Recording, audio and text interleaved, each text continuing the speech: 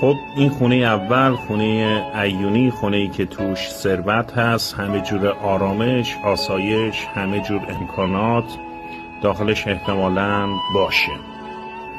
و این هم خونه دوم، خونه فقیرونه، مخروبه، هیچ گونه امکاناتی توش نیست، شاید هم هیچ گونه دلخوشی، آسایش، آرامشی توش نباشه اصلا.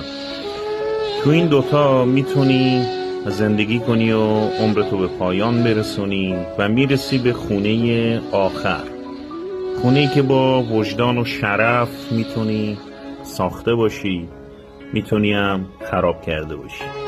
اینجا دیگه خودتی و خودت، پس سعی کن خوب بسازی.